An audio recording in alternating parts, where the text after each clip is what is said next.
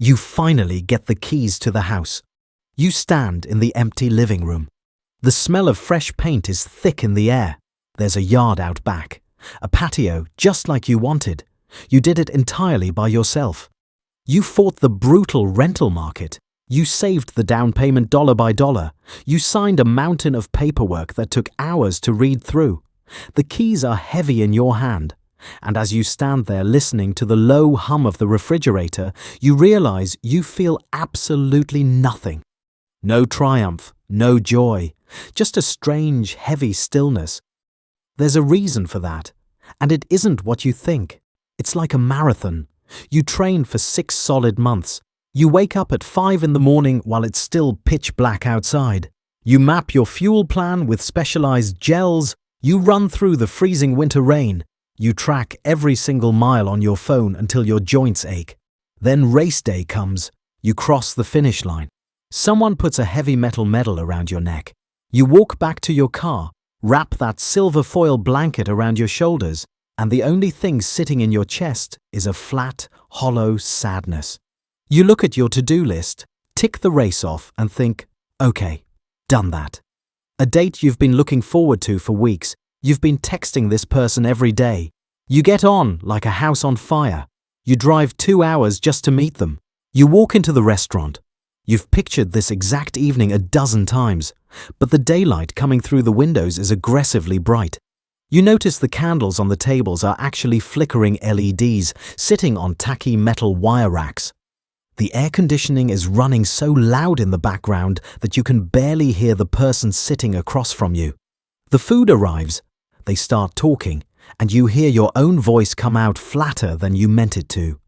You laugh a half-second too late. Somewhere behind your eyes, you are just watching this happen, completely detached from the moment you spent weeks building in your head. You recognize this pattern, and when it happens, when the reality arrives and the feeling doesn't, your first instinct is to assume that something is wrong with you. You think you're ungrateful. You think you just don't know how to be happy. You assume your expectations were just too high, but you didn't build those expectations out of thin air. You didn't invent them because you were naive. You built them because every dark morning you laced up those running shoes, that finish line kept your legs moving. Every time you saved another paycheck instead of going out, the idea of that quiet backyard gave the sacrifice a physical shape. The anticipation was real. The work was real. You don't build something that detailed and sacrifice that much around things you don't deeply care about. The wanting came from somewhere that mattered. But the part nobody talks about is what actually happens when you get the thing you want. The reason the real thing feels so hollow isn't because the reality failed to live up to the fantasy. And it isn't because you are incapable of feeling joy. It's because the version of you that wanted the thing is not the version of you that gets to hold it. You drive past a massive construction site in the center of the city. For 2 years, there is nothing but noise and forward motion. Hundreds of workers show up every single day at dawn. There are blueprints spread out on the tables. Trucks backing up, cranes moving steel, scaffolding wrapping around the entire structure. Everyone has a highly specific job. The welders, the electricians, the foremen. Their entire existence is organized around getting this building finished. The project gives them a place to be, a problem to solve, a very clear reason to wake up early.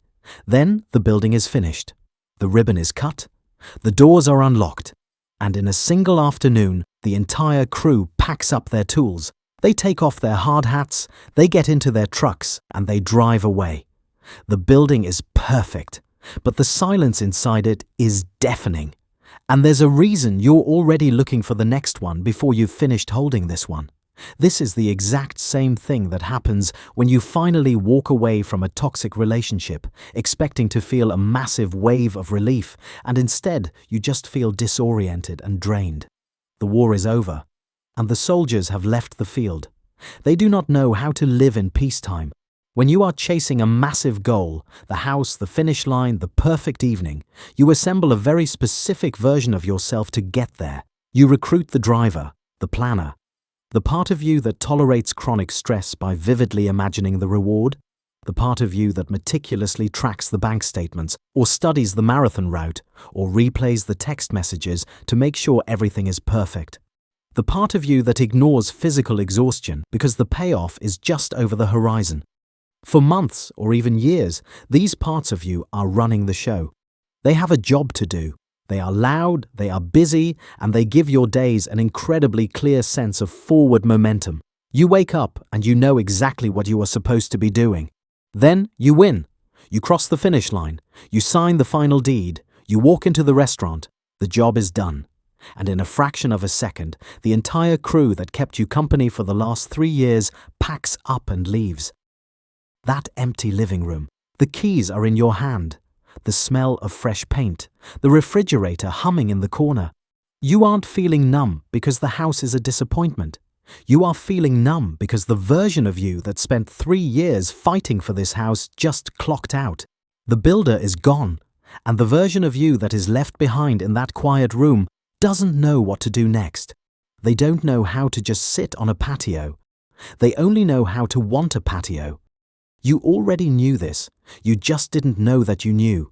You felt it every time you achieved something big and immediately started looking for the next problem to solve. Your thumb pulls out your phone and opens Zillow to look at houses you aren't going to buy, just to feel the familiar friction of searching. You start looking for another race to register for before the blisters on your feet have even healed.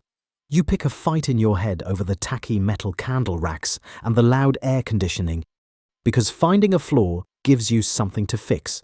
It gives you a project. Wanting the thing is a state of motion.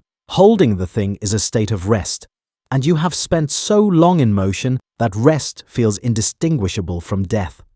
When the goal is finally achieved, the entire structure that held your days together collapses. The anticipation was acting as a load-bearing wall for your personality. Take that wall away, and the quiet is terrifying. So you start scanning the horizon for the next thing to chase, the next milestone, the next destination. You bring the construction crew back out of retirement because the noise of the machinery is the only thing that makes you feel safe. The machine works perfectly. It got you the house. It got you across the finish line. It got you into the room. But there's a reason you keep standing in the center of these beautiful finished rooms, wondering why they feel so empty. Because if the only way you know how to feel alive is to be in pursuit of something, who exactly is supposed to live in the house once it's built?